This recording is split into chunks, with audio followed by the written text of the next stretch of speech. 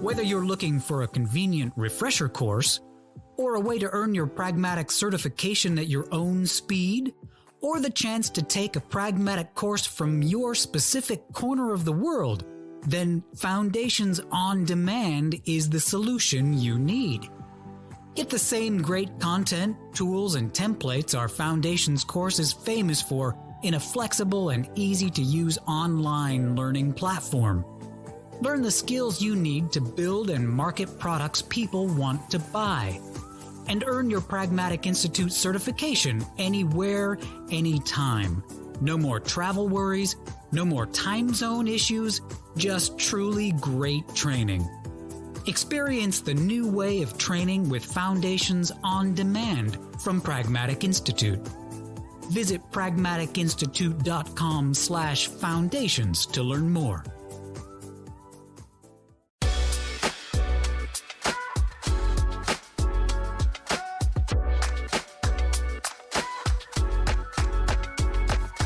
Hello, and welcome to the Pragmatic Product Chat series, where we tackle the biggest challenges facing today's product management, product marketing, and other market and data-driven professionals with some of the best minds in the industry. I am Rebecca Kalogeris, Vice President of Marketing and Product Strategy at Pragmatic Institute, and your host for this episode. And today, I'm super excited to have with us DoubleCheck Research, who is not only a sort of partner in the space, but actually a partner of ours, someone that we use for our win-loss. And we have two people from there, Jen Doyle and Igua. So welcome, ladies. Thank you. Thank you. All right, let's start with just a little bit background on both of you and how you got into the business and why you're so passionate about win-loss, and of course, a little bit about DoubleCheck. Sure.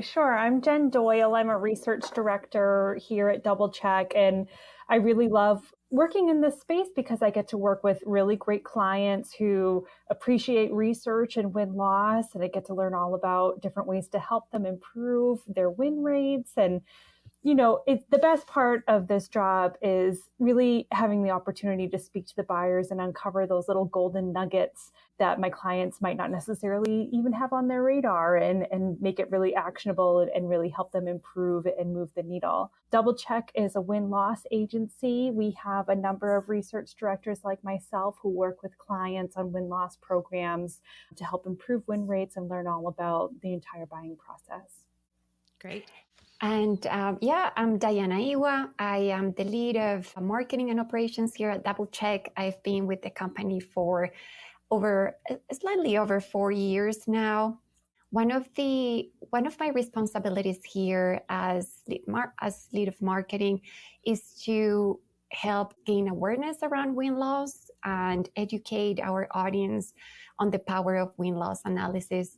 So I'm very passionate about creating or identifying those gaps in content and creating thought leadership content that our audience will find useful. And I'm super excited about diving into this conversation with you, Rebecca and Jen.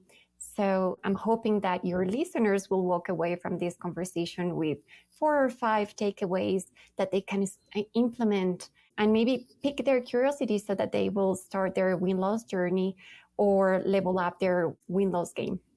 Excellent.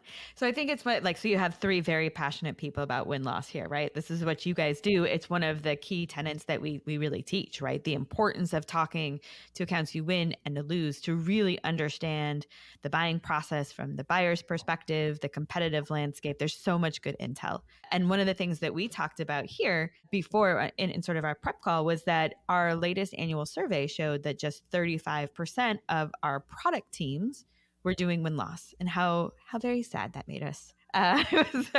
So let's we are passionate about it, but let's help the listeners understand the importance of win-loss, right? Why we believe this is so critical and why the product team really should be a big part of this activity. Yeah, I'm happy to jump in, Jen. So oftentimes companies struggle to understand why prospects make the buying decisions they do. So I presume your listeners and everyone here have experienced situations where a prospect appears to be a perfect fit, but they decide to go with the competitor at the end of the day with little or no clear explanation of their decision. that's when we start questioning ourselves. Was it our offering? Was it our price? Or was it our sales process, our sales experience? So those are key questions that companies need to constantly ask in order to grow.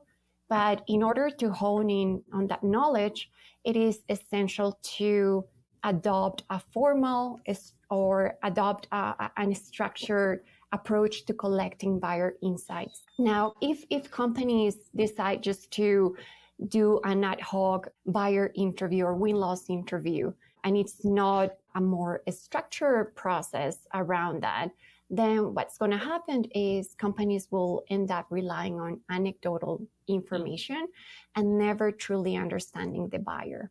And that's where win-loss analysis comes into play.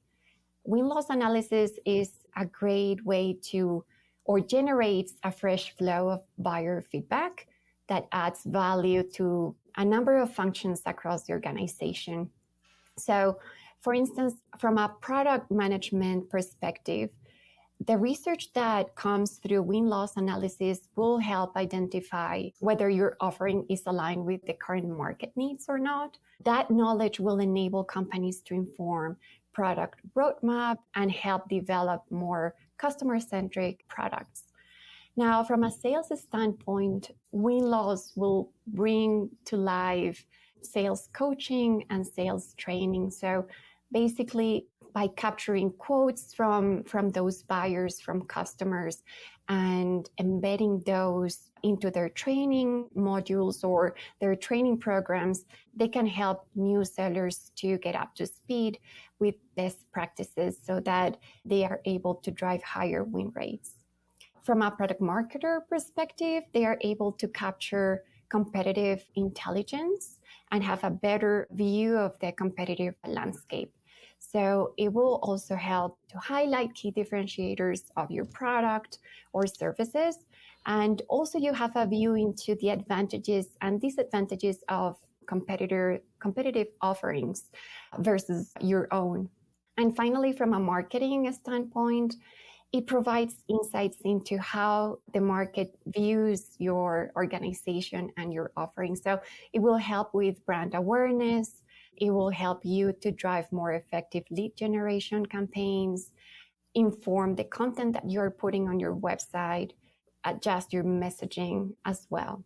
So in a nutshell, it provides having that flow or that constant flow of fresh feedback will ultimately help the organization to make better, smarter, more informed decisions, mainly because you are replacing that anecdotal knowledge or information with reliable intelligence. Wow. And I think there's so many advantages like you talked about, but one of the things that always strikes me is the anecdotal evidence that we use is often inaccurate. Right? I mean, I think there's a difference between self-reported reasons why an account didn't choose us. And it may very well be what they said to the salesperson, right? Doesn't mean the salesperson is just like, oh, I'm going to put this down. But what they truly reveal when you have a sort of well thought out research program there, that the two don't always match in a way that really gives you a different level of insight. And then the other thing I'd say is I think that the data, because we're talking about the sales process, and frequently we're talking about accounts that we've had, good conversations with. So deeper in that sales process, the feedback we get is so actionable, right? It's sort of where the rubber meets the road and really gives us things that we can change. And sometimes it's small things. Sometimes it's like, hey, this particular step of the process, that paperwork was overwhelming. Okay, well, we could probably work on that, right? So not only is it super actionable, but because it's sort of so close to revenue, right? So close and deep in the sales process, it's also really powerful. And so the effect even some of those small changes can make on revenue and win rates, I don't know that there's another lever that we have to pull that's quite as powerful as making tight edits with someone who's already, in the funnel, qualified, understands the benefits, knows they have those problems, and those little changes that it can uncover are just amazing.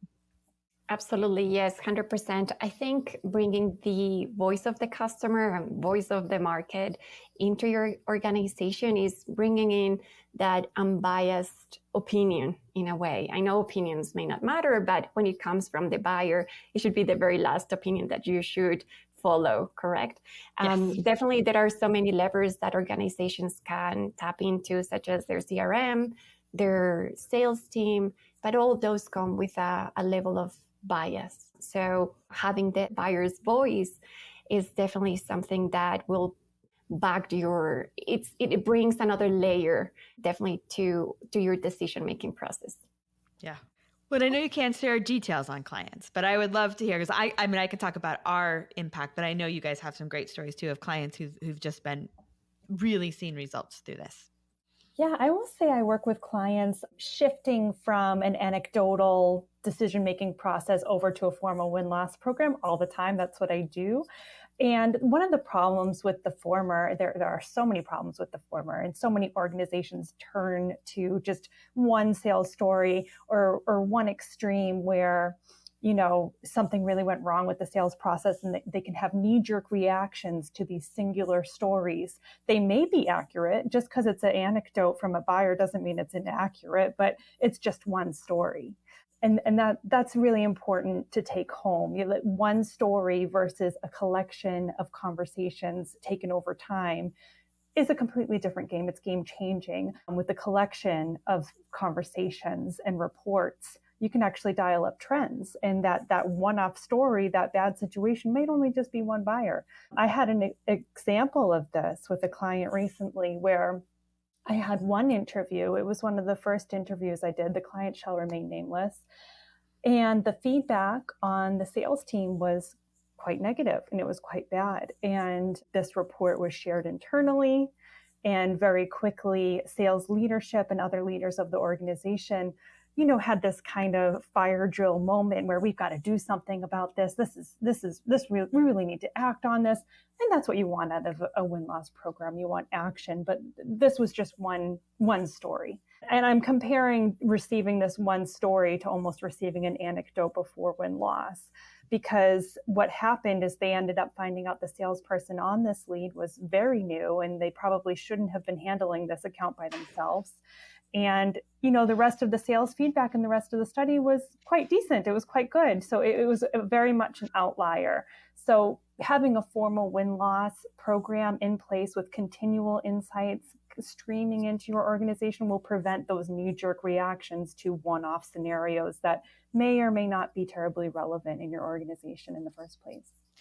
What a great example too, because I think sometimes sales teams are hesitant to do win-loss programs because they're afraid of the witch, right? Like the witch hunts, and they're going to come. And I think what you're talking about is like a standardized program actually is it's a bit of a protection is probably too strong word of that, because it really gives the full point of view, because like there's always an exception, right? There's always something that goes wrong when you have enough information that is put in perspective. If you're doing one-off and anecdotes, to your point, that actually is where you may get some of that sort of knee-jerk reaction.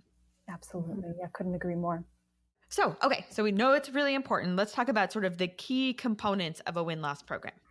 Absolutely. I can take some of that in the beginning here. And if you want to chime in at all, Diana, you're welcome to. So right from the get-go, a great candidate for a win-loss program will have the right mindset in place. They'll be in a growth mindset, and the team will be all together and ready to take action. That's not always the case. That's not always how organizations feel about win-loss. A lot of times there might be a program leader who's bought into the program, but not the rest of the organization. So it's really important to get the right stakeholders involved early on in the process and help work with them to understand their needs, what they want to learn from their buyers, what hypotheses they might have that they want proven or disproven. Opening up that dialogue early on with your key stakeholders is going to be huge, both for, getting the program up and running and also making it valuable and actionable to multiple departments in the organization. So you want to make sure you get the right stakeholders involved right off the bat. You want to look at, head of product, head of marketing, head of sales.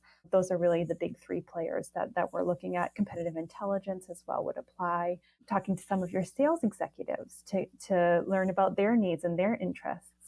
I will say sales is a huge partner that you both want to win over and have on your side in win-loss, because they can be extremely helpful to the program in helping deliver leads and also helping securing interviews. So working with everybody right off the bat, right from the beginning, is really important. So once you've got your team together, and ideally your team will be on board at this point, you want to identify the focus of your program. So not having a focus is like shooting yourself in the foot for win-loss. You have all these different types of buyers. You may have multiple product lines. You may have multiple offerings, and you can't compare all of these different things together in one analysis because it won't give you actionable data. It won't really make much sense at all. So like some examples that we see are, of course, product line. You're going to want to look at one product line and compare it to other buyers who are evaluating that specific product line. This is what we would call a research cohort. Other cohorts that clients might be interested or could be valuable to different organizations would be, of course, deal size, annual recurring revenue. If these vary greatly depending on the deal for the buyers that you're working with, you're going to get very different feedback on value perceptions, pricing, and budget negotiations. This also, maybe you have the same price for all of your buyers. This would also apply for the size of the organization that you're working with, whether they're small, mid, or enterprise. Those different types of organizations would approach a purchase very differently. So you want to look at what types of fish you're fishing for. So I'll use an example. My son is a skilled angler. And so if you want to go out and catch a striped bass, and you're fishing with an earthworm, you're never going to catch a striped bass. You'll probably catch more of a bluegill, maybe a smallmouth bass, something like that. If you want the striped bass, you really have to use the right lure, or you want to look at using a bogey, or a mackerel. So if you want to look at targeting the specific types of buyers that you want to land, maybe it's those big fish or those large enterprises, you have to have the right bait. And using your cohorts to structure your research study is going to help you identify which bait is going to work for which fish that you're looking for. Maybe you want all the fish, but you're still not going to catch all of them with just using an earthworm, if that makes sense. Yes. All right. So you've got your cohorts. You want to identify the right buyers for your interviews. So looking at your list and who you're actually going to talk to within your cohorts, there are a few key criteria that we would recommend you look for. You want to look for late stage competitive deals. Of course, you want a buyer who thoroughly evaluated your product, who is either, I'm not sure how many stages everybody has in their Salesforce or their CRM, but like stage 4 or stage 5 is probably great candidates. You want someone who actually thoroughly evaluated your product, is educated on your offering, and looked at other competitors as well. That's ideal. Another thing to think about with your interview target is recency. So you want the evaluation to be fresh in their mind, of course, so they actually recall everything to speak with you. But not only that, I find that recency really helps with participation. If you're reaching out to a buyer who you lost a year ago, they're much less likely to even respond and participate than someone who you lost last month. So definitely look at recency, late stage, competitive deals. Those are the big 3 criteria you want to look for. And you need a method for analyzing the data. Naturally, once you get all of these interviews, you need a way to organize it.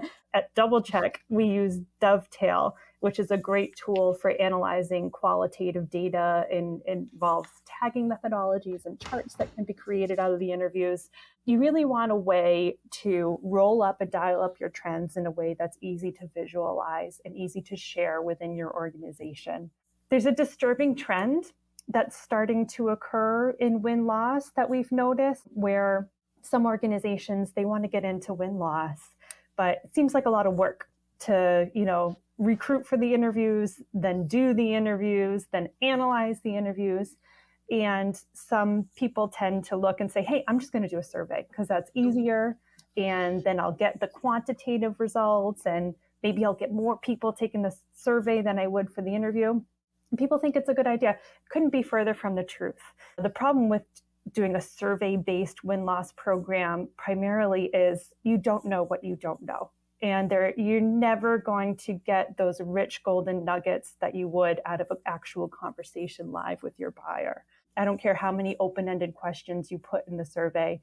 Survey taking methodology is let me get through this survey as quickly as possible to get whatever my gift card or my incentive was at the end of the survey. So surveys in no way can replace one-to-one human conversations. You don't know what you don't know. I will go into every interview with an interview guide and a plan with questions that I intend to ask. And without fail, every time I get on the phone, my interview guide is completely different based on the conversation that I'm having. And I've been doing this for quite a while. I do a ton of these conversations. So I will say that it's the buyer and what the buyer says and shares live during the interview that's going to direct the further follow-up questions that I'm going to have.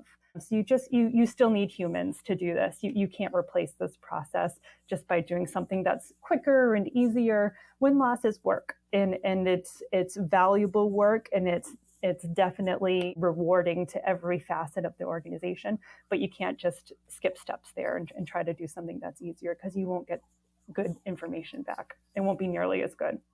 So I have a few more components. At this point, you have gotten your list. You've done your interviews, you've done some analysis. You want to share your findings as broadly as possible within your organization, because you want to make sure that your group that you're working with has this growth mindset, and you're going to help spread that by spreading your data and spreading your research. I will say that, when a program is getting up and running, the best thing that helps accelerate it is getting the reports and getting the results out to various parties internally in the organization, because that's when people start to get it. And they say, wow, this is really great, detailed information that we need, and we need to keep doing this in order to fuel our decisions and our strategies moving forward. And also making sure those reports are super actionable for your internal parties. I know I kind of just gave a big dump of all the different aspects of a program, but do you have any questions or anything that you think your audience might need more clarity on? No, I think that was a great rundown, right? I think we talked a lot in the beginning too about like who's the right people, right? The right cohorts, the right buyers, the right type of deals. One thing I know will probably be on everyone listening's mind, because it is a struggle for all types of market research we do, Nahido calls and win-losses, is how, okay, I've identified who I want to talk to. How do I get them to talk to me? What are the ways that you find are the most effective sort of interview recruitment and outreach? Yeah, absolutely. You touched on a very key component in a program, win-loss program life cycle. So here at DoubleCheck, we recommend a couple of outreach approaches. So the first one is leadership first approach, and then we have a second one called sales first approach. Our leadership first approach, what that one entails is basically a member of the leadership team who is well recognized by the interview target group will send off the initial email to everyone in the interview target audience and invite them to participate in a win-loss interview. Now, from there, the DoubleCheck team will take point on any follow-up activities in order to secure that interview. Before I move on to the second approach, I have to say that this type of approach, the leadership first approach, is ideal for companies who have a strong pre-vetted or pre-qualified interview target list. They want to move quickly into the interview recruitment phase. And also they want to go ahead and capture as quickly as possible those buyer insights.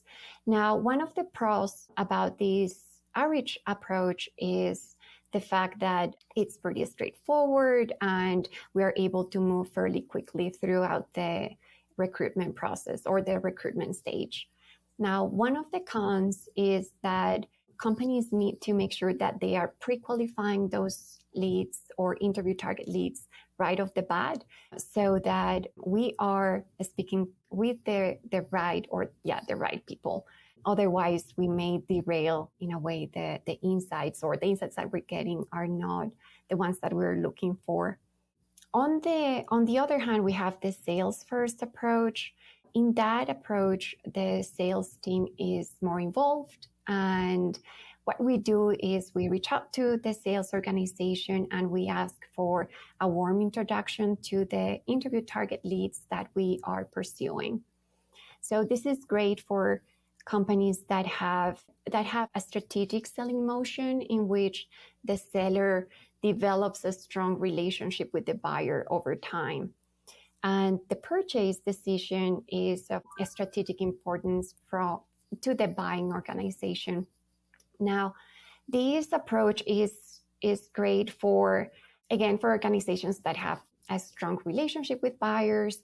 And therefore, one of the pros about this approach is that we have a higher conversion rate, given that there's already a developed relationship right there. And then one of the cons about this approach is the fact that given that we're leveraging sales, they may slow down the process, mainly for a couple of reasons. One, as we all know here, salespeople are extremely busy. And if they are busy heads down on closing deals, then it may take some time for them to respond and send out that warm intro. The other layer here is that if they are not bought into the program, then there's a lot of pushback, and therefore it will take quite some time to get those warm intros and start and get or secure those interviews.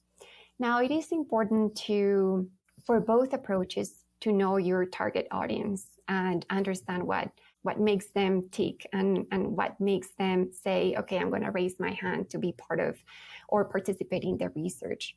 Some of the tactics that we use here at DoubleCheck are, one, we do include an incentive.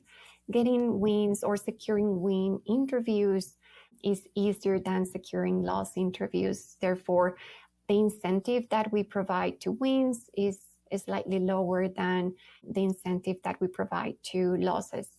Also, as I mentioned before, we want to keep in mind the audience. And let's say there are instances where we are calling to a small medical practices, for instance, and we may want to talk to, let's say, a medical practitioner, and we want to get their insights. They're busy and it's hard to get a hold of them. So in those instances, we try to be creative, and we use, for instance, we send them an edible arrangement or a Yeti mag just to capture their attention. And hopefully that's a great way to start the conversation. So those are kind of the tactics that we use.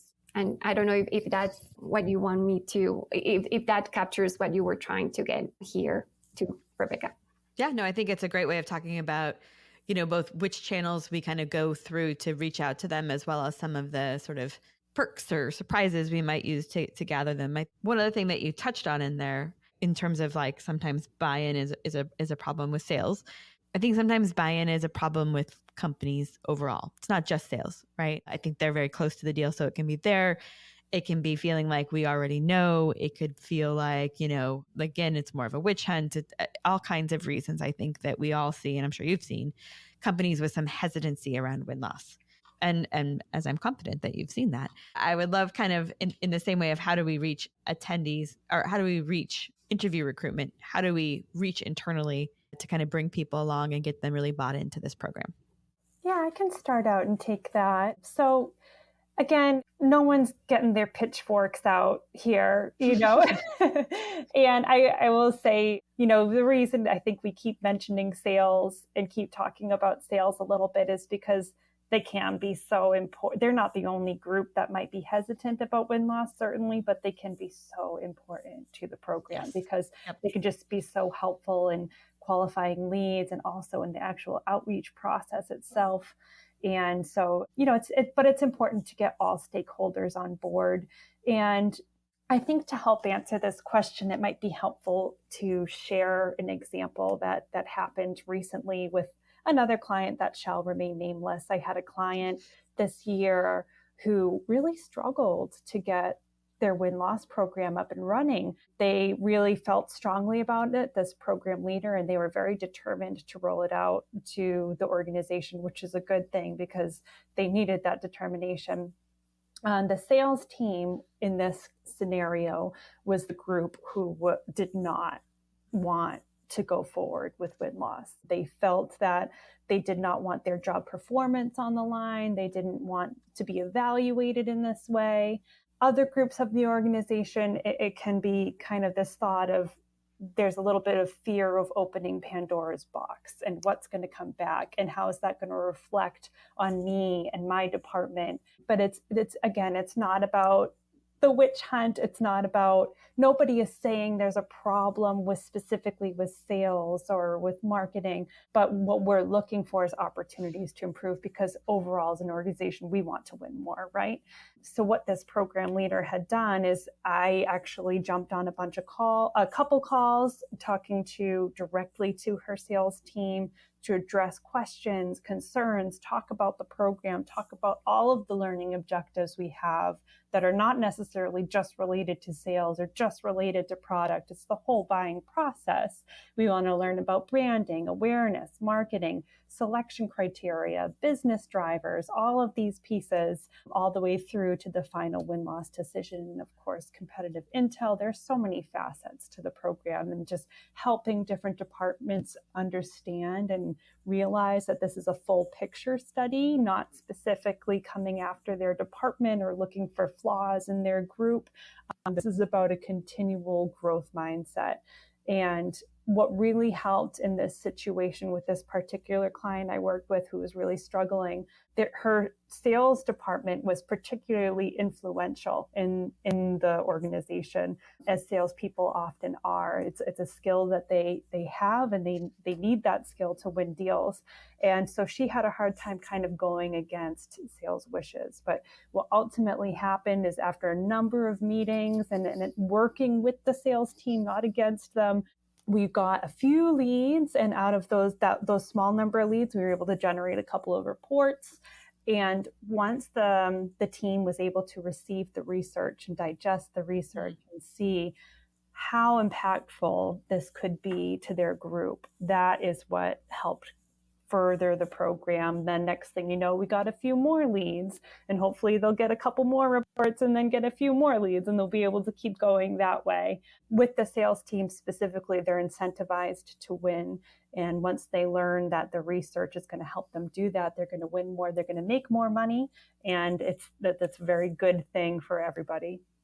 I love that idea too, right? There's a little bit of, let me start and I can show you the impact, right? Which means letting them see the reports and seeing the advantages. It also means that if you're a product person and you're doing the win-loss, like take the opportunity to do some actions, even if they're smaller actions, so that you can show impact and results early is going to help that program kind of stay around and be able to scale the way that you want it to. Yeah, we like to think of it as not a witch hunt, but a truth-seeking mission. Mm-hmm. Absolutely. Yes. Absolutely. All right, you guys have shared a bunch of, I think, your expertise and perspective and sort of best practices along the way. Are there any others that you would just really call out to listeners? It's like, okay, you're ready. You know how much advantage it is. You're getting buy-in. Here's just a couple other things to keep in mind as you start your program. Yeah, I can take that. I mean, I've discussed this a few times, but getting that stakeholder buy-in right from the get-go is so important. Going from the top down, getting the leaders of your organization on board with the study, with the ongoing program is super important. Looking at making sure you're selecting the right kind of program and being smart about selecting research cohorts so that you'll have like-minded buyers that will be able to talk to you, and you'll be able to identify trends from those specific types of buyers. Also making sure you're looking at, again, late stage, competitive, recent deals. So those are probably 3 big tips that I would leave. I would like to add to those. One of them is to find a simple and easy way to synthesize the themes that you're finding across the win-loss interviews. So the simpler you put it, or the simpler you are able to put it back to the organization and into the different functions, the easier it'll be for them to digest and to start acting upon those findings. So that's one. The other one is we talked about how relevant it is and how vital it is for program adoption to start sharing program findings right from the get-go. But you want to do that as well throughout the program. You don't want to wait until the very end of your research cycle or the end of your 10 report program. Because if you wait until the very end, then what's going to happen is it may be way too late. The data that you capture throughout all those months may be outdated, maybe a stale. So you want to keep a way to keep your stakeholders engaged throughout the program is by constantly, as soon as you get new insights, sharing those insights back with your audience, and also thinking about your audience, personalizing and customizing the way you are sharing those findings. And the last bit is, again, trying to come up with a strategy to share findings broadly.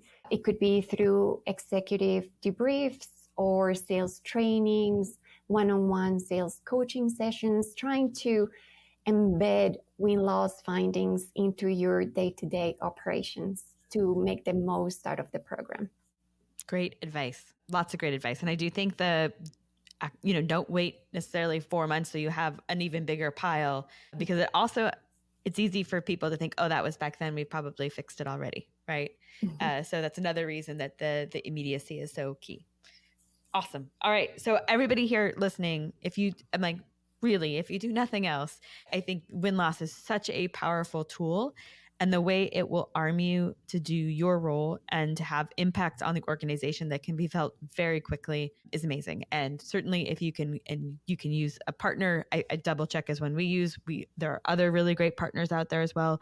You can also do it yourself, right? There's all kinds of ways of doing it, but I do think it's really important to just do it and get started. I think that you'll see the power, and then you'll just be like, oh my gosh, how could this not have happened earlier?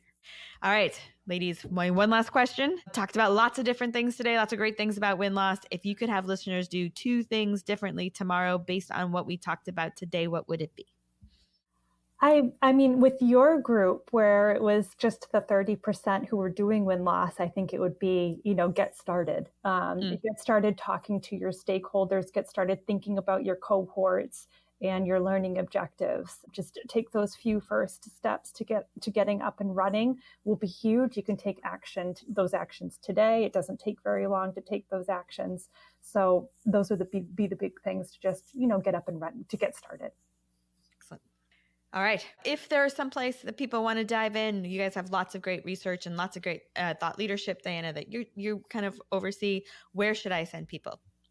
Yeah, absolutely. I don't have the URL right in front of me, Rebecca, we will but put I it can. in the description. Yes, exactly. Perfect. We can put it there. Perfect. Excellent. All right. Well, thank you, Jen. Thank you, Diana, for joining us, for sharing your experience, your expertise, your insight. It has been a pleasure. Thank you so much for having us. Absolutely. All right. That does it for today's episode. Thanks everyone for listening. And don't forget to join us next week when we tackle another great topic designed to help you elevate your product, your company, and your career.